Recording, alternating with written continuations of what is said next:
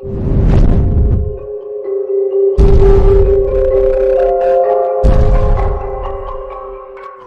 strange moving into a new house, especially when you're alone. A fresh start, a new life, it's supposed to be exciting. But let me tell you, when you find an unmarked letter on your kitchen table that you don't remember putting there, excitement isn't exactly the word that comes to mind. Let's back up a bit. My name's Emily. A few weeks ago, I moved into this small house on the outskirts of town. It was quaint, a little old-fashioned, with a picket fence and a manicured lawn. Very suburban, very ordinary, just the way I like it. You see, I've always been a bit of an introvert, preferring quiet nights into raucous parties out on the town. The first letter came about a week after I'd settled in. It was sitting there on my kitchen table, just a plain white envelope, no postmark or return address. Intrigued and a little apprehensive, I tore it open. The note inside read, "Dear Emily, I hope you're settling into the house nicely. I saw you through the window today. You look serene while sipping coffee and reading your book." Chills trickled down my spine. How could anyone know that? I'd moved here for solitude, yet someone was watching me, and they knew my name. Days passed, and the letters kept coming, each one describing my activities with an unsettling level of detail. One even mentioned the floral pattern of my nightgown.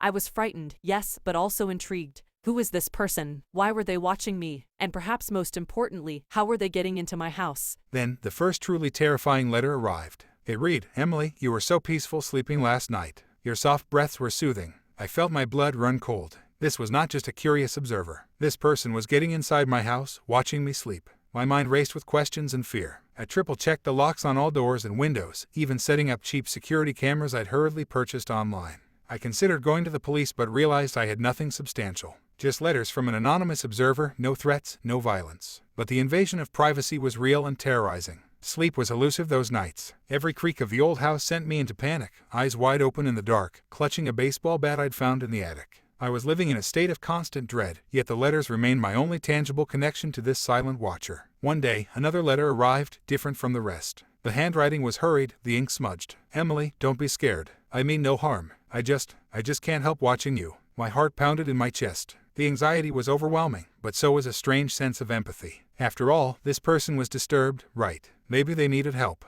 And then, in the midst of all this fear, a spark of curiosity flared up. Who was this person that found solace in silently observing my life? But soon, that curiosity would be replaced by a bone-chilling horror. Little did I know, the nightmare was just beginning. Despite the fear and discomfort, I found myself becoming fascinated by this unknown figure. Each letter, each intrusion into my privacy, stirred a mixture of dread and intrigue within me. The unease was palpable, but so was the curiosity. One night, I decided to write back. "Who are you?" I penned on a piece of paper and left it on the kitchen table. It felt ridiculous, communicating with this faceless stalker. But what else could I do? I woke up the next day to find a response, just a lonely soul, "Emily, drawn to your light." A chill ran through me as I read the note. This wasn't normal. It was deeply unsettling. But it was also oddly poignant. I decided to push further. Why me? And why can't you just approach me like a normal person? I left the note on the table before going to bed. The reply awaited me in the morning, because fear of rejection runs deep. "Emily, I see you, really see you. And I fear that if you see me, you might not like what you find." There was something profoundly sad about his words, something that resonated within me. The fear of rejection, the loneliness, it was something I understood, something I had felt. But it didn't excuse his actions, his invasions into my life. His letters began taking a more personal turn. He spoke about his own life, his solitude, and his obsession with me. He confessed to having a troubled past but didn't elaborate. His letters became my guilty secret, a terrifying yet intimate part of my life. It was a bizarre and chilling connection, one that left me in a constant state of anxiety. One evening, I was startled by a noise from the basement. A muffled thump, followed by a soft scratching.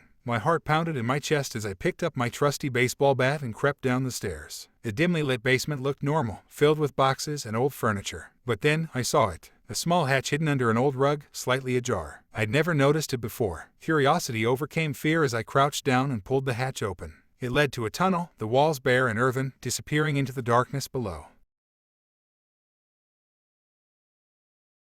My watcher had been living beneath my house. Suddenly, everything made sense. The letters, the intimate knowledge of my daily activities, the fear. My watcher wasn't just some creepy stranger. He was my unseen housemate. The thought was nauseating, terrifying. The intrusion wasn't just in my letters or my privacy. It was physical, right beneath my feet. As the gravity of the situation began to sink in, a deep, crippling fear took over me. Panic consumed me as I scrambled out of the basement, slamming the door behind me. The house, once my sanctuary, now felt hostile, every creak of the wooden floorboards a reminder of my unwelcome guest. They'd seen plenty of home invasions, but a man living undetected in someone's basement. They did a search, found the tunnel, but there was no sign of the intruder.